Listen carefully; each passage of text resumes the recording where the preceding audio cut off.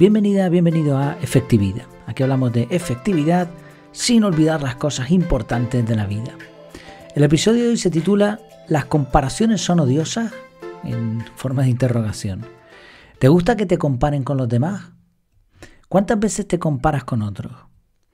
He puesto el título en interrogante porque esto de las comparaciones son odiosas es una frase que abarca un tema tremendamente complejo en pocas palabras. Y claro, con este tipo de frases pues hay que hilar fino. Antes de darle caña al episodio, te cuento algunos datos de cómo va el proyecto. Ya sabes que este mes de agosto estoy patrocinando un poco la Academia de Efectividad Personal que pretendo abrir a partir de mediados de septiembre, octubre, por ahí.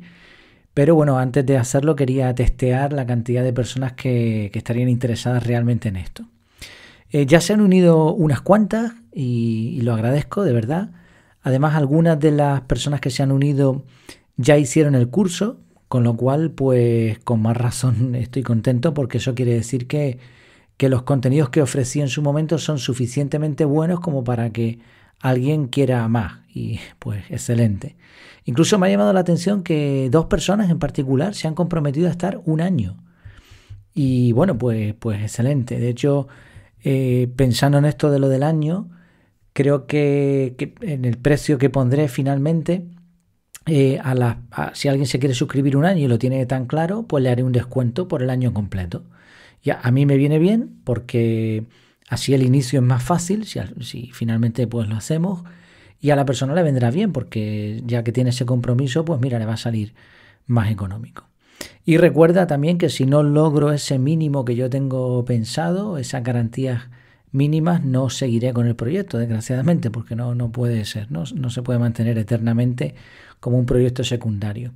Así que no solamente no existiría este podcast, ni la web, ni el curso que tengo, ni ninguna de las ventajas que están dentro de las suscripciones de la academia. Bueno, me han hecho algunas consultas también en algunos correos que he recibido. Hay personas que están bastante interesadas en los cursos sueltos de los que he hablado, como en el de aprender a aprender, en el de comunicación efectiva, el de la desinformación, procrastinación. Creo que van a ser cursos bastante interesantes y efectivamente hay personas a las que les parece que así es. Bueno, cada curso va a venderse con un precio único, es decir, cualquier persona puede comprarlo si lo desea y ya lo tiene ahí pues de por vida. Pero además van a estar incluidos en la suscripción, de tal manera que si tú no quieres la suscripción, simplemente compras el curso suelto y si no, pues te suscribes y tienes ese curso y todos los que estén en ese momento. Y aparte la ventaja de la suscripción es que vas a estar en un grupo, vas a tener soporte y creo que es bastante mejor. Para decidir con qué cursos empezaré, bueno, pues preguntaré en el grupo, preguntaré por correo, pondré alguna encuesta o lo que sea para ver qué interés hay en alguno de ellos y me pondré con el que la gente más pida. Otra duda también que me han preguntado es en cuanto al precio, si se mantiene. Sí, el precio se va a mantener siempre. Como las compañías telefónicas, no, al revés. Cuando tú llegas a una compañía telefónica te hacen una oferta muy buena y después te la van subiendo. Aquí no, aquí va a ser al revés. Si te anotas, se te mantiene el precio mientras estés suscrito o suscrita. Ahora, si te desuscribes y más adelante te vuelves a suscribir, tendrás que pagar el precio de ese momento. Porque ya aviso también de que si lo pongo en marcha, el precio irá subiendo paulatinamente. Así que este precio que estoy poniendo en la newsletter, en Telegram, en las notas del episodio, este precio es ahora, ¿vale? Y sobre la newsletter que también me han preguntado, estoy valorando si eliminar el canal de Telegram y sustituirlo por una newsletter. Parece que a la gente le gusta bastante este formato. Sería simplemente cambiar el canal por una newsletter en donde tú recibirías un contenido semanal, pues con lo que pongo en el canal de Telegram, pero ordenadito y tal. Y por supuesto me podría responder por ahí. También se puede poner una newsletter privada con cosas que sean un poco más de la academia. Eso es un detalle que tampoco tiene tanta importancia en comparación con el resto de contenido, que ya habrás visto que hay un montón. Bueno, recuerda anotarte si te interesa en efectividad.es/contactar. Durante este mes necesitaría tener una previsión más o menos fiable de cuántas personas les interesa esta academia. Vale, vamos con el tema de hoy, las comparaciones. Las comparaciones son odiosas. Bueno, compararte con otros es una tontería en realidad, porque no hay nadie igual. Ninguna persona tiene circunstancias iguales, ni se ha criado de la misma manera que otra. Hasta hermanos gemelos son diferentes. Por lo tanto, compararse no tiene mucho sentido. Por otro lado, las comparaciones son dañinas, porque si te comparas con alguien mejor, te vas a frustrar o incluso puede ser que tengas envidia o que termines teniendo envidia. Pero si te comparas con alguien peor, lo que ocurre es que se te sube el ego porque te piensas que eres mejor que esa persona. Así que hasta aquí, cierto, la frase de las comparaciones son odiosas es correcta. Sin embargo, cuando lo piensas bien, ¿realmente podríamos vivir sin comparar? Por ejemplo, cuando tú dices que alguien es guapo o guapa, lo haces en comparación con el resto de personas. O cuando dices que una persona es alta o baja, pues estás comparando. Cuando dices que alguien está musculado, ¿en base a qué lo dices? A una comparación. Incluso podemos irnos a otros campos. Si tú estás enfermo y tienes fiebre, esa fiebre será alta y tendrás que ir al médico. ¿Pero por qué es alta? Es en comparación con la fiebre promedio. Cuando un niño nace, un bebé, tiene que ir progresando poco a poco en base a unos promedios que se espera de un niño. Si eso no se cumple, entonces rápidamente se ponen en marcha una serie de protocolos para ver si el niño tiene problemas de aprendizaje o algún otro problema, algún síndrome o lo que sea. ¿Y eso cómo se detecta entonces? Pues al compararlo con otros niños. Dices, oye, es que en comparación este niño le está costando mucho hablar o le está costando mucho caminar o no mantiene la vista fija. Cuando estás en un grupo de personas e intentas siempre imitar o aceptar un poco la cultura general del grupo, ¿cómo lo puedes hacer sin compararte?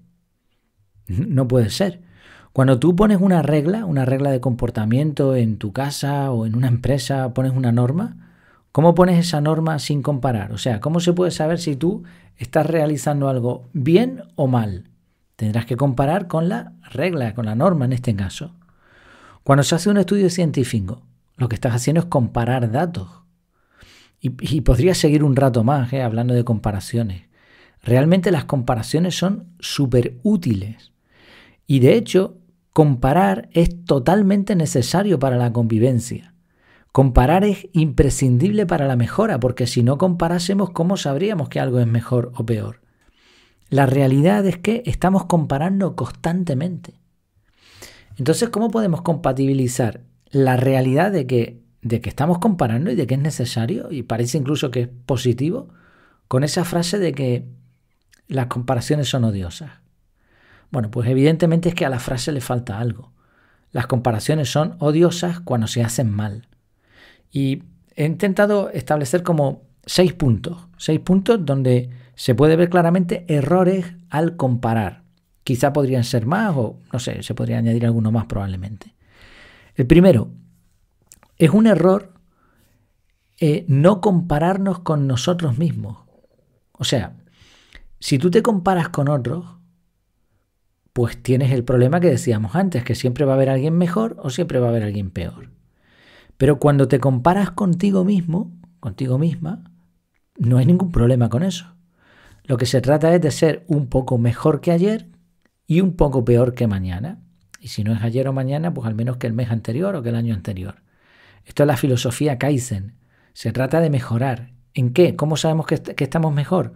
Comparándonos con nosotros mismos. Podemos tomar datos, podemos hacer anotaciones, podemos ponernos propósitos, pero al final es una comparación. Entonces, mientras nos comparemos con nosotros mismos, no hay ningún problema. El problema está en compararnos con otros. El segundo punto es compararnos con personas y no con hechos.